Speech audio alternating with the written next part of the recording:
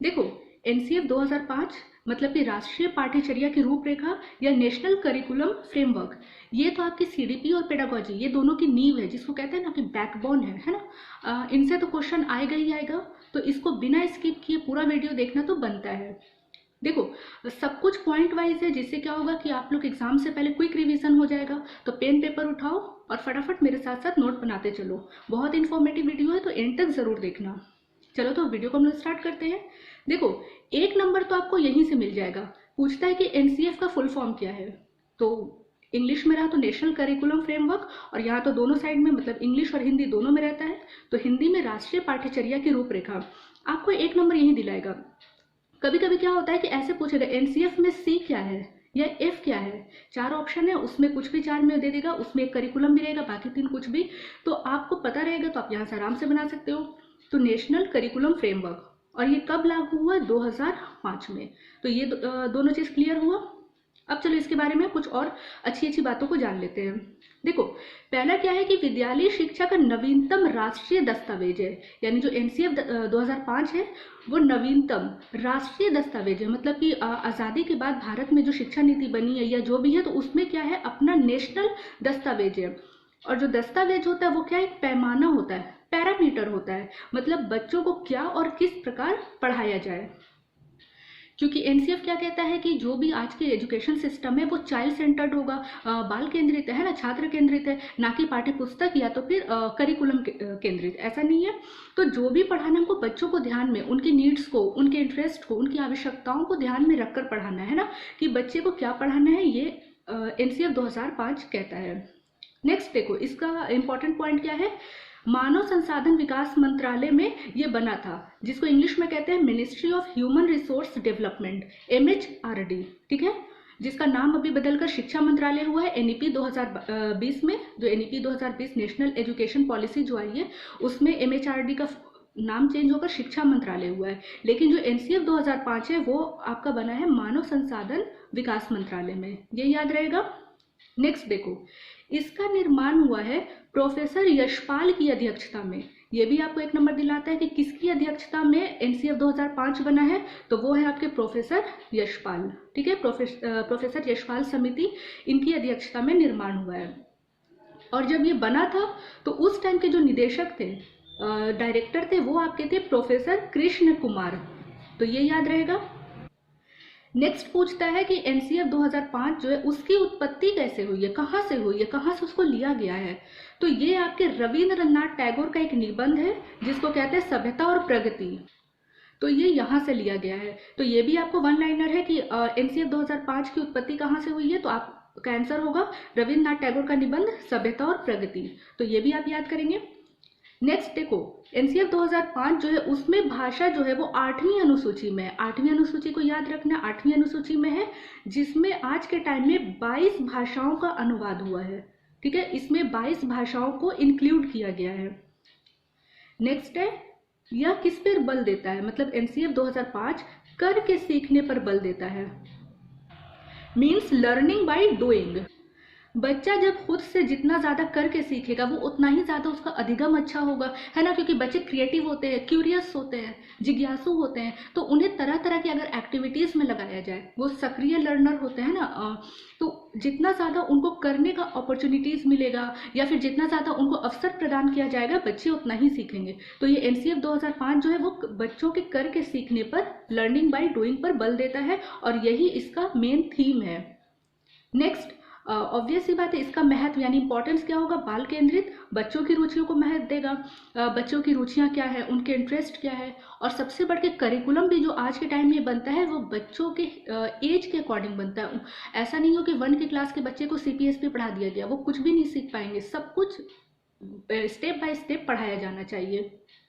तो एनसीएफ यही कहता है कि आज की जो शिक्षा व्यवस्था है वो बाल केंद्रित होनी चाहिए, चाइल्ड सेंटर्ड या चाइल्ड ओरिएंटेड होनी चाहिए। नेक्स्ट देखो, बहुत इंपॉर्टेंट पॉइंट है, एनसीएफ 2005 का मुख्य सूत्र यानी मेन फॉर्मूला क्या है। तो मेन फॉर्मूला क्या है, शिक्षा बिना भार के, लर्निंग विदाउट बर्डन, यानी बच्चों को बिना बोझ दिए, बिना भार दिए उनको सिखाना है, हंसते हंसते, मतलब कुछ एक्टिविटीज के थ्रू समझाना है, ना कि रटा कर या उनको बोझ की तरह नहीं पढ़ाना है, बल्कि उनके साथ फ्रेंडली इन्वायरमेंट में उनको शिक्षा देनी है। तो ये कहता है एनसीएफ 2005। नेक्स्ट है स्वभाव में अधिगम, यानी कि एनसीएफ 2005 कहता है जो लर्निंग का नेचर होता है, प्रकृति होती है, वो सक्रिय और सामाजिक होती है, मतलब कि एक्टिव और सोशल होती है। जाहिर सी बात है, बच्चे क्या है, स्कूल में कुछ सीखने ही आते हैं, वो एक्टिव लर्नर्स होते हैं, और उनका जो सीखना होता है वो क्या होता है, समाज के लिए होता है, क्योंकि कल को बच्चे स्कूल से निकल कर समाज में ही जाएंगे, सामाजिक होंगे। तो अब आप बच्चों को निष्क्रिय मान लिया, या स्कूल में बच्चे आए, एज ए टीचर आप एकदम ही उनको नहीं पढ़ा रहे, उनकी अधिगम सही से नहीं हो रही है, तो बच्चे क्या खाक सीखेंगे। तो वही कहता है कि स्वभाव में जो अधिगम होता है वो सक्रिय यानी कि एक्टिव और सामाजिक सोशल होना चाहिए। ठीक है, तो ये था एनसीएफ 2005 का वन लाइनर, कुछ इंपॉर्टेंट पॉइंट्स। अभी देखो इसके सिद्धांत को देखो, जो कि बहुत ज़्यादा इंपॉर्टेंट है। इसका एक एक पॉइंट बहुत इंपॉर्टेंट है आपके सीडीपी और पेडागोजी दोनों के लिए। देखो, पहला सिद्धांत यानी पहला प्रिंसिपल क्या है, बच्चे का सर्वांगीण विकास करना, मतलब कि ऑलराउंड डेवलपमेंट। अब सर्वांगीण विकास हम सब जानते हैं कि बच्चा जब स्कूल में आया तो बच्चे का हर एस्पेक्ट में, उनका हर फील्ड में, हर क्षेत्र में विकास होना चाहिए, चाहे वो सोशल हो या मेंटल हो, फिजिकल हो, है ना, इमोशनल हो, हिंदी में सामाजिक हो, शारीरिक हो, संवेगात्मक हो, या फिर सामाजिक हो, हर क्षेत्र में बच्चों का इक्वली विकास होना चाहिए। ये कहती है एनसीएफ 2005 और ये इनका पहला सिद्धांत है। नेक्स्ट पॉइंट क्या है, ज्ञान को यानी कि नॉलेज को स्कूल के बाहरी जीवन से जोड़ना, ये भी बहुत इंपॉर्टेंट है। अब बच्चे स्कूल में आए, कुछ पढ़ रहे, कुछ सीख रहे, उनका अधिगम हुआ, लेकिन अधिगम मीनिंगलेस है, उसका कोई मतलब ही नहीं है, वो अपनी लाइफ में डे टू डे लाइफ से कनेक्ट ही नहीं कर पा रहे, तो क्या फ़ायदा वैसे अधिगम का, क्या फ़ायदा हुआ वैसे पढ़ाई का, है ना। तो एनसीएफ कहता है कि जब बच्चे स्कूल में आए तो सिर्फ स्कूल तक ही सीमित नहीं रह जाए, बल्कि उनका दायरा समाज में या वो अपनी डे टू डे लाइफ में, डेली लाइफ में उसको जोड़ सकें। जैसे स्कूल में बच्चों को काउंटिंग सिखाई जा रही है, या फिर कुछ मैथ्स के प्रॉब्लम सिखाए जा रहे हैं, मैप सिखाया जा रहा है, ज्योग्राफी में कुछ हिस्ट्री बताई जा रही है, तो उसका वो डे टू डे लाइफ में इम्प्लीमेंट कर सकें। ये कहती है आपकी एनसीएफ 2005।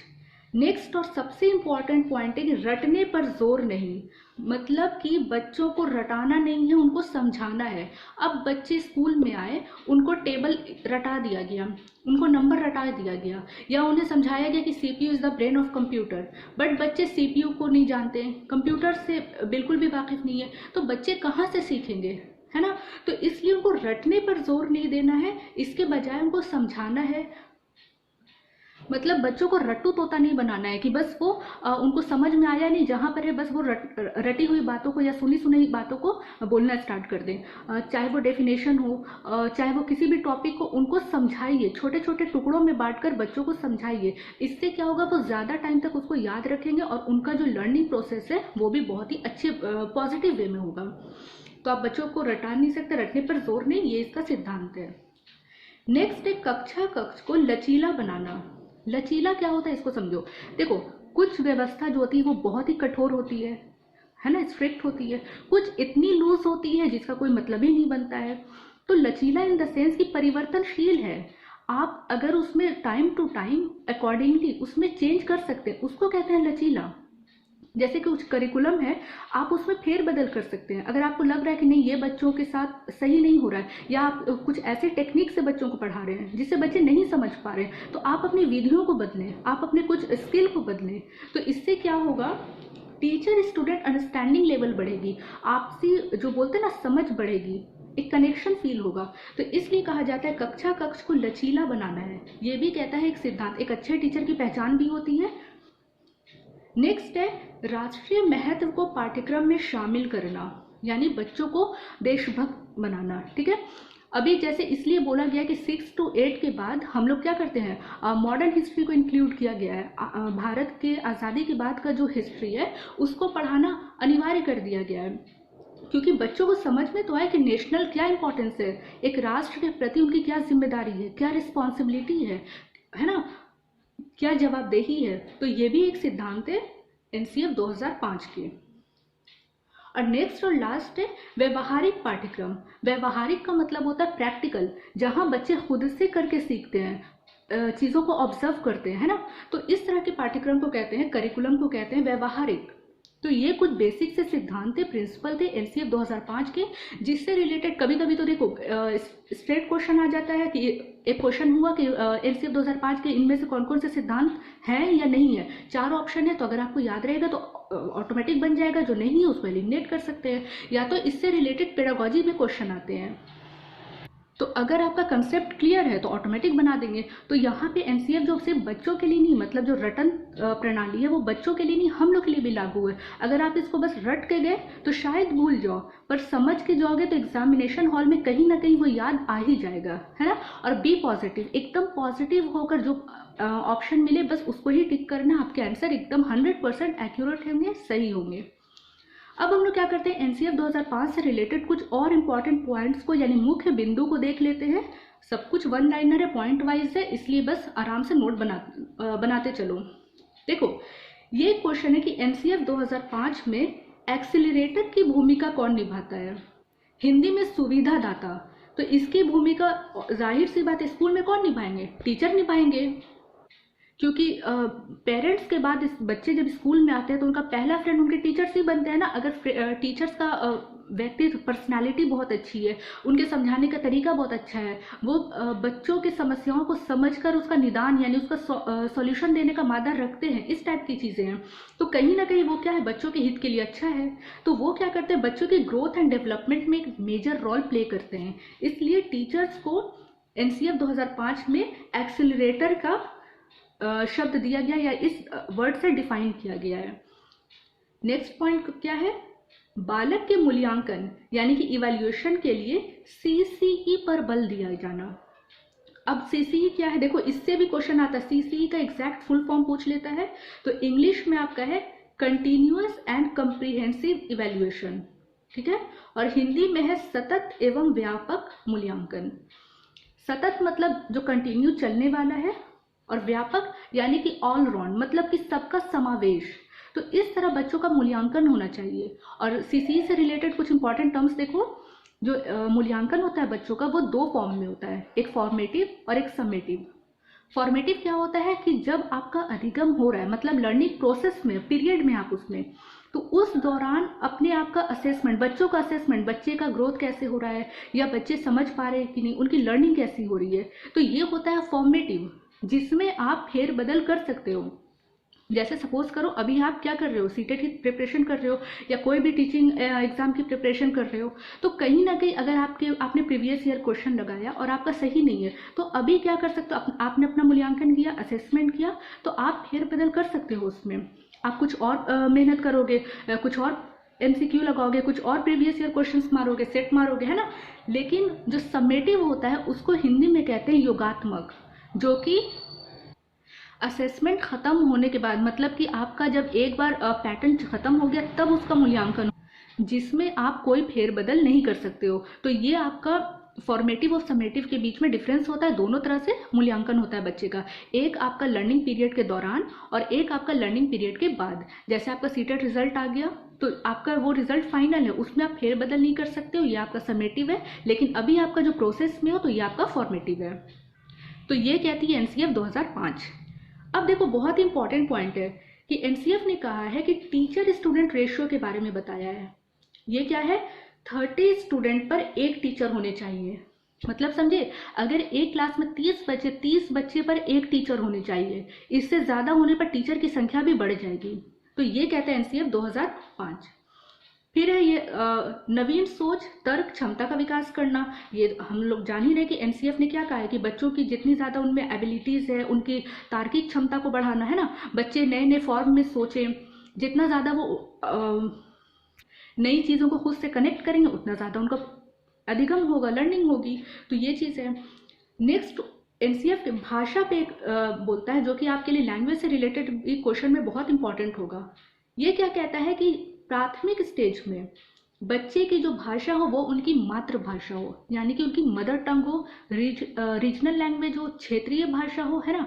क्योंकि बच्चे की पकड़ इस पर होती है, बच्चे जो घर में बोलते हैं वही उनकी पहली भाषा होती है, और अगर उनको उसी की लैंग्वेज में पढ़ाया जाए तो वो बहुत जल्दी सीख लेते हैं ना। एक स्कूल में जब बच्चे आते हैं तो हर बैकग्राउंड से आते हैं, हर भाषा बोलने वाले होते हैं, कोई उड़िया बोलते हैं, कोई मराठी बोलते हैं, कोई भोजपुरी, है ना। तो उनकी मातृभाषा तो अलग होती है। लेकिन अब सपोज करो स्कूल में, स्कूल की अपनी लैंग्वेज है, सपोज करो इंग्लिश बेस्ड मोड के स्कूल है या हिंदी मीडियम स्कूल है, अब वहाँ पे वो लैंग्वेज समझ ही नहीं पा रहे हैं, तो प्राइमरी स्कूल के बच्चों को क्या ही समझ में आएगा। तो इसलिए वहाँ की जो भाषा होती है वो आपकी मातृभाषा होती है, ये याद रखना। अभी देखो उन्होंने एनसीएफ 2005 में शिक्षण सूत्र की बात की गई है, यानी टीचिंग का जो प्रोसेस है वो कैसे होगा, वो होगा आपका, ये याद रखना, ज्ञात से अज्ञात की ओर और मूर्त से अमूर्त की ओर। ये क्या है, बच्चों को नोन टू अननोन सिखाओ या फिर आप कंक्रीट टू एब्स्ट्रैक्ट सिखाओ। इससे क्या होगा कि देखो बच्चों को क्या होगा, ज्ञात से मतलब जो चीज़ वो जानते हैं, उससे जानते जानते उनको वो चीज़ें सिखाई जानी चाहिए जो वो नहीं जानते हैं, है ना। क्योंकि छोटे छोटे बच्चे होते हैं तो उनकी समझ जो होती है, उनकी अंडरस्टैंडिंग लेवल बहुत ही कम होती है। तो जैसे कि आप बच्चे को जानते हैं कि आइज़ कहाँ पे, नोज़ कहाँ पे, पहले वो चीज़ सिखाएंगे, फिर जैसे जैसे उनकी एज बढ़ेगी, उनकी थिंकिंग बढ़ेगी, सोचने की क्षमता बढ़ेगी, तब जानेंगे कि इन सब चीज़ों का क्या यूज़ है ना। तो ये सब चीज़ें ध्यान में होनी चाहिए। मैथ में आप पहले उन्हें काउंटिंग सिखाओ, फिर नंबर्स के बारे में, पहले नंबर्स बताओ, नंबर होते क्या है, फिर काउंटिंग सिखाओ, फिर टेबल्स सिखाओ, इस तरह से करते करते बड़े बड़े फॉर्मूलाज की तरफ आओ। तो ज्ञात से अज्ञात की ओर और मूर्त से अमूर्त, मतलब कि जो प्रत्यक्ष जो चीज़ें हैं उसको लेकर फिर अप्रत्यक्ष की ओर जाना। प्रत्यक्ष जैसे अभी आप हिस्ट्री पढ़ा रहे हो तो आप मैप बताओगे, मैप के थ्रू, या ज्योग्राफी में मैप के थ्रू बताओगे, फिर उनको आप ऐसी चीज़ों की तरफ ले जाओगे उनकी थिंकिंग लेवल को बढ़ाने के लिए, जो चीज़ें उस रूम में, उस क्लासरूम में नहीं है, जिससे बच्चों की क्षमता का विकास होगा। ठीक है। नेक्स्ट क्या कहता है एनसीएफ 2005 का कहना है कि इसमें को करिकुलर एक्टिविटीज में पेरेंट्स को भी इंक्लूड करना चाहिए। देखो आज के टाइम में क्या होता है, बहुत सारी करिकुलर एक्टिविटीज़ होती है, तो उसमें क्या होता है, पेरेंट्स का इन्वॉल्वमेंट बहुत ज़रूरी है। Time to time parents meeting करना, या कुछ ऐसे स्पोर्ट डे हो गया, या कुछ ऐसे बहुत सारे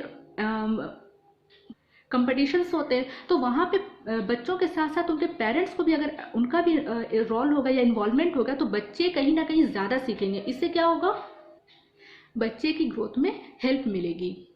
नेक्स्ट है बच्चों को सीखने के लिए अपॉर्चुनिटीज देना, मतलब अवसर प्रदान करना।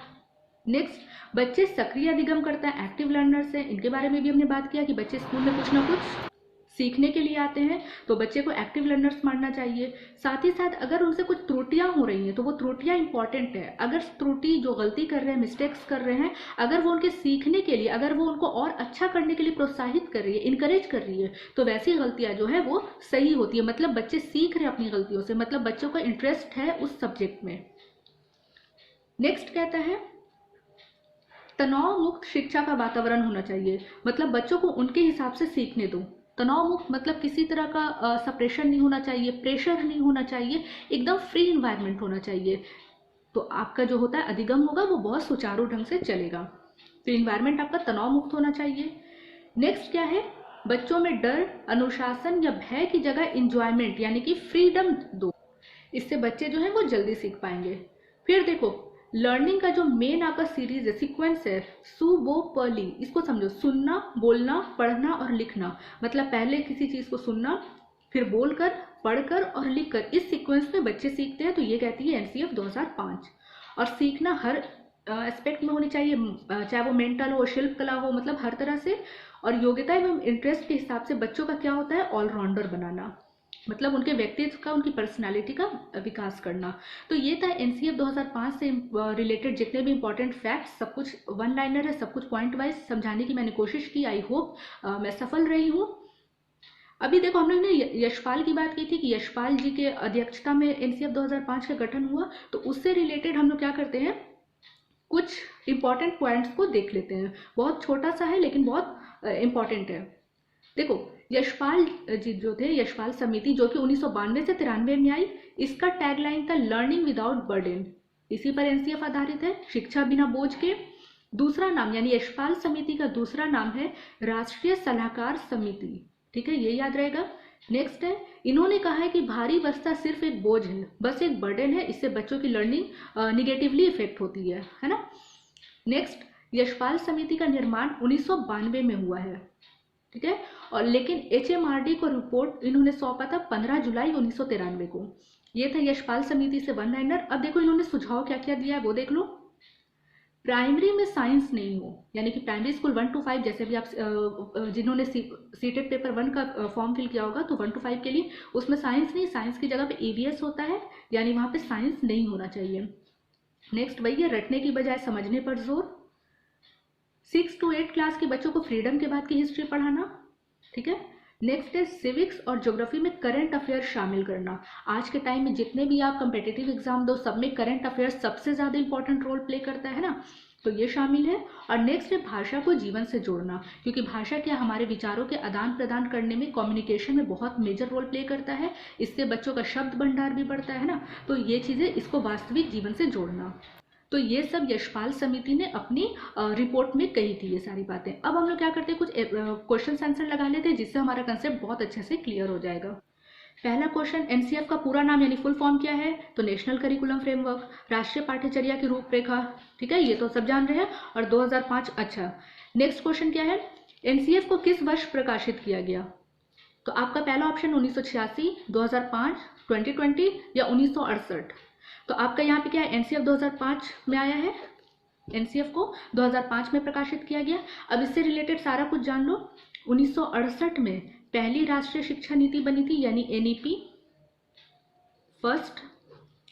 1986 में दूसरी शिक्षा नीति बनी थी और 2020 में एनईपी तीसरी बनी है। नेक्स्ट वीडियो इसी पर आएगी, तो प्लीज़ चैनल को सब्सक्राइब करो और अगर मेरी मेहनत अच्छी लग रही हो तो प्लीज़ इनकरेज कर दो। तो एनसीएफ को किस साल प्रकाशित किया गया, तो 2005 में। तीसरा क्या है, एनसीएफ 2005 के अनुसार शिक्षक की भूमिका कैसी होनी चाहिए, पहला अनुमोदक के तौर पर, दूसरा है सुविधादाता जिसको हम लोग एक्सेलरेटर भी बोलते हैं, ठीक है, तीसरा है आधिकारिक या तानाशाह, तो अभी हम लोग जाना कि सुविधादाता। नेक्स्ट देखो, एनसीएफ 2005 का उद्धरण मतलब कि उत्पत्ति किससे हुआ है, गीतांजलि, विज्ञान एवं तकनीक, सभ्यता और प्रगति या गोदान। तो इसका सही जवाब होगा आपका सभ्यता और प्रगति। हमने इस अभी जस्ट पढ़ा इसके बारे में। नेक्स्ट क्वेश्चन क्या है, एनसीएफ 2005 का निर्माण किन की अध्यक्षता में हुआ था, प्रोफेसर यशपाल, ऑप्शन बी है डॉक्टर लक्ष्मण स्वामी मुदालियर, सी है डॉक्टर के कस्तूरी रंगन या ऑप्शन डी है दौलत सिंह कोठारी। तो एनसीएफ 2005 का निर्माण प्रोफेसर यशपाल की अध्यक्षता में हुआ था, ठीक है। मुदालियर ने मुदालियर आयोग दिया था 1952 से 54 में। कस्तूरी रंगन ने आपका 2020 एनईपी यानी जो नई शिक्षा नीति बनी है ये दिया इन्होंने। और दौलत सिंह कोठारी ने 1964 में उन्होंने क्या दिया था, एक त्रिसूत्रीय फॉर्मूला दिया था या 10+2+3 का फॉर्मेट दिया था। नेक्स्ट क्वेश्चन है, ज्ञान विस्फोट की धारणा किससे जुड़ी है, पहला आपका राधा कृष्णन आयोग, यशपाल समिति, कोठारी आयोग या वर्धा आयोग। तो ज्ञान विस्फोट अभी हमने जाना था कि बस्ता बिना बोझ के, है ना, बिना भार के, तो ये कहा है यशपाल समिति ने। बाकी सबको देख लो। तो राधा कृष्णन आयोग ने यूनिवर्सिटी मतलब देश जब आज़ाद हुआ तो उसके बाद ही ये पहला आयोग था जिसने यूनिवर्सिटी के बारे में बताया। कोठारी आयोग इन्होंने 10+2+3 का फॉर्मेट दिया, ठीक है, 10+2+3 वाला फॉर्मेट है। और उसके बाद वर्धा आयोग जिसको गांधी जी की बुनियादी शिक्षा भी बोली जाती है, basic education. Next question, NCF 2005 के अनुसार सीखना एक ज्ञान अवरुद्ध करने वाली प्रक्रिया है, बिल्कुल नहीं, बल्कि ये तो ज्ञान को बढ़ाती है। नेक्स्ट है, सीखना व्यक्ति के विकास को प्रभावित करती है, प्रभावित नहीं करती है बल्कि इसको बहुत ज़्यादा अच्छा करती है। तीसरा है, ज्ञान के निर्माण की प्रक्रिया है, बिल्कुल अभी हमने जाना था, ये इसका सिद्धांत भी है कि ज्ञान के निर्माण की एक प्रक्रिया है, एक प्रोसेस है। और ऑप्शन डी, अच्छे अंक प्राप्त करने की प्रक्रिया। तो देखो ये निगेटिव टैग वर्ड है, अंक, रोजगार, ग्रेड, इस तरह से पढ़ाना क्या होता है निगेटिव टैग वर्ड से। इसके ऊपर एक बहुत अच्छी वीडियो बनी हुई है, आप लोग प्लीज इसको चेकआउट करो जाकर, जिसमें पॉजिटिव और निगेटिव सारे टैग वर्ड्स के बारे में बताया गया है। तो एनसीएफ 2005 क्या कहता है, ज्ञान के निर्माण की प्रक्रिया है। नेक्स्ट है, एनसीएफ 2005 के सिद्धांत में क्या नहीं है। देखो जहां पर भी निगेटिव क्वेश्चन रहे तो उसके आंसर को भी वैसे ही खोजना जिसका जो निगेटिव में हो, ठीक है, क्योंकि नकारात्मक और नकारात्मक मतलब निगेटिव और निगेटिव मिलकर पॉजिटिव बनेगा और आपको 1 नंबर दिलाएगा। तो यहाँ क्वेश्चन में पूछ रहा क्या नहीं है, ऑप्शन देखो, बच्चे का सर्वांगीण विकास करना, ये तो बिल्कुल है, ठीक है। दूसरा है लचीला पाठ्यक्रम का निर्माण करना, ये भी पॉजिटिव है आपका। तीसरा है ज्ञान को स्कूल के बाहरी जीवन से जोड़ना, ये भी आपका पॉजिटिव है। और चौथा है रटने पर जोर देना, तो ये आपका क्या है, निगेटिव। एनसीएफ 2005 बिल्कुल नहीं कहता है, रटने पर जोर देने की बात बिल्कुल नहीं करता है, तो क्वेश्चन में आपका नहीं है, तो आंसर भी नहीं, तो ये आपका सही हो जाएगा। नेक्स्ट क्वेश्चन देखो, एनसीएफ 2005 में बच्चों की भाषा क्या होगी, हिंदी, इंग्लिश, उनकी मदर टंग या स्कूल की भाषा, तो उनकी मातृभाषा होगी। नेक्स्ट क्वेश्चन, एनसीएफ 2005 में टीचर स्टूडेंट रेशियो क्या है, तो हम सब जानते हैं कि 30 बच्चे पर एक टीचर, ये आपका सही हो जाएगा। अभी देखो ये क्वेश्चन आप लोग, एनसीएफ का मुख्य सूत्र क्या है, ये आप लोग मुझे कमेंट में बताओ। तो फ्रेंड्स, ये थी आज की वीडियो एनसीएफ 2005 से रिलेटेड जितने भी इंपॉर्टेंट पॉइंट्स है सबको मैंने पूरी कोशिश की है कि सब कुछ कवर हो जाए, कोई पॉइंट छूटे नहीं, ठीक है। तो अगर मेरी वीडियो अच्छी लग रही हो तो प्लीज़ आप लोग इसको लाइक करो, शेयर करो, सब्सक्राइब करो, मुझे इनकरेज करो और फीडबैक दो कि मुझे और कहाँ पर इंप्रूवमेंट की ज़रूरत है। मिलते हैं नेक्स्ट वीडियो में, till then stay blessed and keep learning. Thank you.